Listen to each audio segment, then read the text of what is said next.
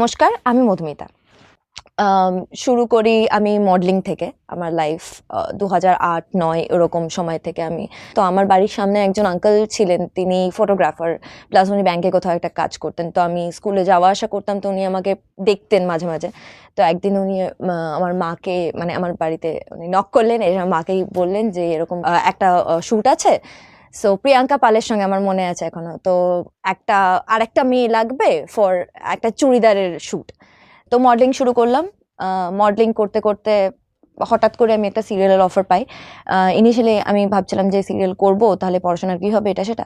তো সিরিয়ালটা করতে করতে আমি কখনো ভাবতে পারিনি যে ওটাই আমার শেষে আমার প্রফেশন হয়ে দাঁড়াবে। মানে ছোটবেলা থেকে এইটাই যে আমাকে টানবে আমি বুঝতে পারিনি।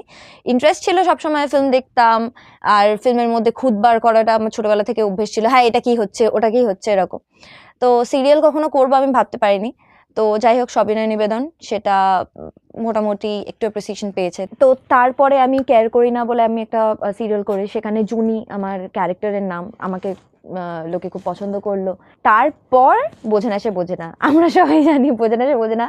হ্যাঁ, আমার লাইফের ওটা একটা টার্নিং পয়েন্ট ছিল, কারণ সেটার পর লোকে আমাকে অ্যাক্টর হিসেবেও খুব পছন্দ করতে শুরু করেছে। আমি ওটা ফার্স্ট টাইম ফিল করলাম যে শুধু আমাকে চরিত্র হিসেবে নয়, শুধু পাখি, একটা চুলবুলি, একটা মিষ্টি বাবলি মেয়ে হিসেবে শুধু নয়, আমাকে আমার ক্যারেক্টারের জন্য, তারপর আমার অ্যাক্টিংয়ের জন্য আমাকে সবাই বলতো হ্যাঁ খুব ভালো লাগছে, খুব ভালো করছিস।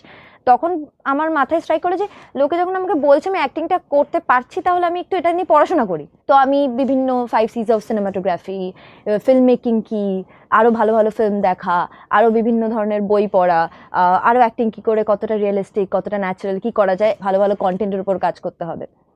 তো বোঝে না শেষ হওয়ার পরে আমি কুসুমদলা বলে আরেকটা সিরিয়াল করলাম। তো সেটার একটা অন্য রকম গল্প থেকে সেটা শুরু হয়েছিল, তো আমার খুব ভালো লাগছিল সেই জার্নিটা। অ্যান্ড সিরিয়াল আমাকে অনেক কিছু শিখিয়েছে, টেকনিক্যালিটিস, আরও অনেক রকম পার্সপেক্টিভস, অনেক কিছু শিখিয়েছে।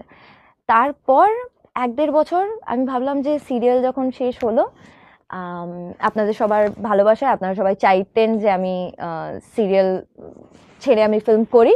তো আমি এরকম প্রচুর কমেন্টস পেতাম। তো আমি ভাবতাম হ্যাঁ, সিনেমা তো এত সহজে কিছু পেয়ে যাওয়ার মতো ব্যাপার না, তার জন্য অনেক পরিশ্রম করতে হয়, অনেক খাটতে হয়। সো আমি 1-1.5 বছর খুব চেষ্টা করলাম যে আরও বেশি পড়াশোনা করব, আরও কীভাবে নিজেকে কেপেবল করা যায় যাতে আমি ফিল্মের অফার পাই, কোনো একটা ভালো ফিল্ম যেটার ভালো কনসেপ্ট, ভালো কিছু।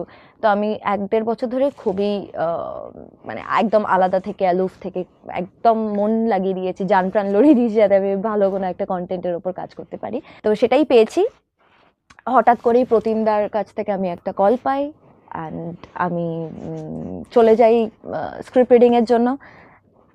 স্ক্রিপ্টটা পড়ি, প্রতিমদা আমাকে বললো যে কি ঠিক আছে, মেয়েটার ক্যারেক্টারটা তুমি বলো, ছেলেটাটা আমি বলছি।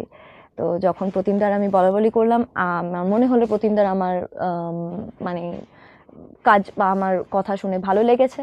তারপর মোটামুটি আর কি, তারপর আস্তে আস্তে লাভ আজকাল পরশুর জন্য এবার ওটা যে ধরনের ক্যারেক্টার, ওটা যে ধরনের কনসেপ্ট, সেটার জন্য আরও আলাদা অনেক হোমওয়ার্ক আছে।